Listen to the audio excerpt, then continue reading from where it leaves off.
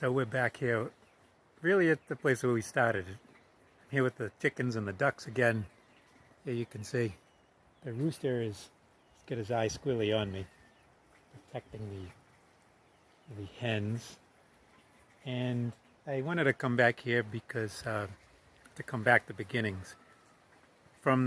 Speaking from the sort of the Jewish and Christian faith perspective, the beginning of all of creation starts right at the very beginning of the Bible, and everything gets created and everything is good. And within a couple of pages, something happens where trust is broken, relationships are fractured, people are kicked out, and they have two sons, and one of the sons kills the other son, a brother killing a brother. And this is in the very first pages of this long book that kind of, introduces and facilitates and presents and accompanies this relationship of people and God. And so the reason I say that is because in all of the human wisdom traditions, there has a memory and a mythical story, and these mythical stories bring us back to sort of beginnings, and they all have, right at the beginning, this darkness, this bad. And so this thing that if we want to overcome in our lives, it's not something that's right at the surface, not something a little far down, it's all the way down inside. It's very deep inside. In fact, it's in the first few pages of the story of humanity, you might say. But the good news is even more original and deeper than that is the good. And so if we want to root out this darkness, this bad stuff that's inside of us, it's in society, the brokenness that we see, that's pretty far down deep. It's not an easy thing to do, and it's been a part of human history forever. And so if we want to be to overcome that, we have to go even deeper. We have to be rooted in the original good that's inside of us, because that's even deeper and more original than whatever bad that's inside of us, inside society, inside systems that we do, or whatever it might be. So that being rooted in the original good is what's going to give us the ability to resist the pecking, because we're going to get pecked in life. We're going to always be getting pecked in life. We're going to get treatment of offense, maybe abuse, certain different types of expression of violence that cause us suffering. And we're going to need to have roots that go really deep, all the way to our original good, if we're going to be able to receive that and then be able to heal and forgive and to continue with that good flowing through us. There's going to be also times where, you're going to find not being, part of the pecking order, you're going to feel the other side of it is loneliness. So you're going to feel at certain times that sometimes you might be the only person in a group, the only person in a community, the only person in your house that has this deeper sort of sense of yearning or sense of purpose or sense of what you want to do for healing in this spirit of spirituality of equality. So to be able to sustain that, we have to be rooted in our original good. And so that means that, to be undertaking and take on a spirituality that actually is going to kind of bear that fruit of equality, we have to come back to our origins. And you see this happens in the origins of our own life. It's taking back to, in some way, to memory. It may be coming back to relationships with parents. It's coming back to origins in the life of communities, being interested in the history and the beginnings of communities, in the origins of countries, origins of peoples. It's the search for that and the investigation of that is all a sign of hey, this is an invitation to return to origins. And that coming to origins it's a sacred space.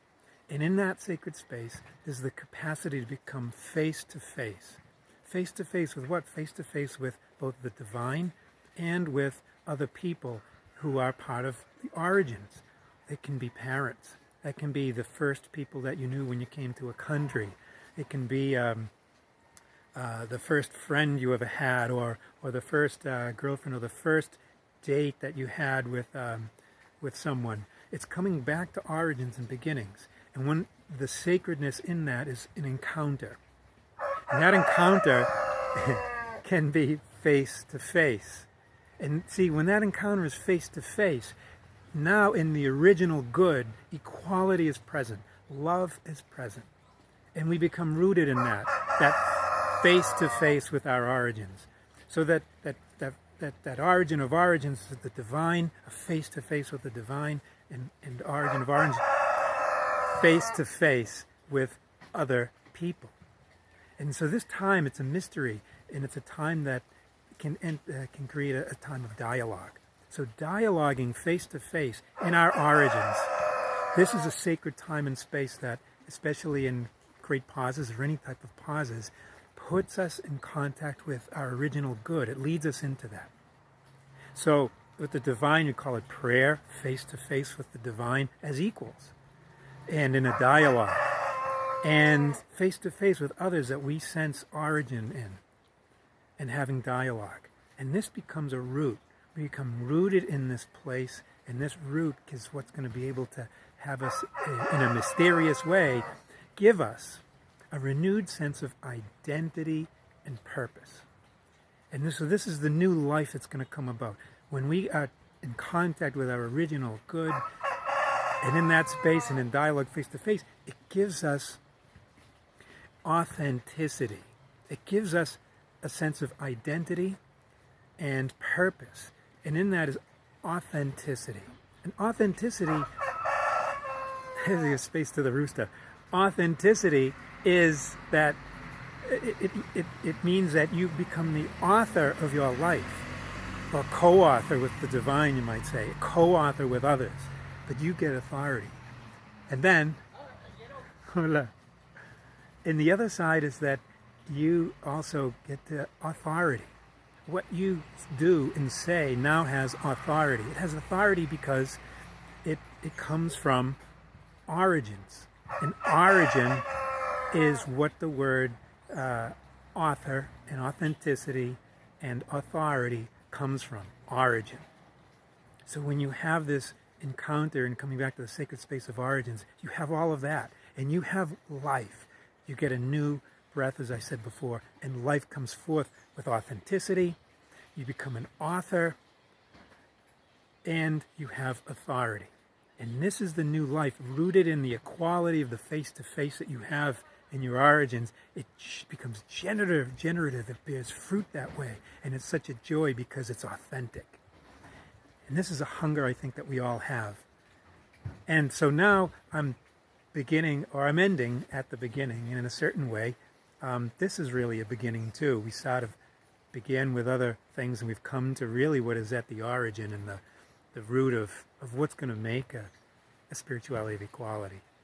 And I hope that this time and other times that you have a chance to take pauses, they can be times of letting go, of coming away to origins for that sacred face-to-face, and to come out renewed, more authentic, with more authority, and become an author. And what I do is I'm a companion in that with people, because that's just the way that I go, and I accompany and become someone that can help to facilitate that, like I kind of demonstrated going over the bridge. So hopefully I'll be able to offer more things coming down the line in Barriers to Bridges, not just videos and other informative things, but even hopefully maybe workshops or visits, to be able to be a companion in this whole amazing adventure of entering into a certain spirituality of life that's going to give us these wonderful things of a great life, and a sense of fulfilling this reality that we are all brothers and sisters in God's family. So I will catch up another time. I hope you've enjoyed this series.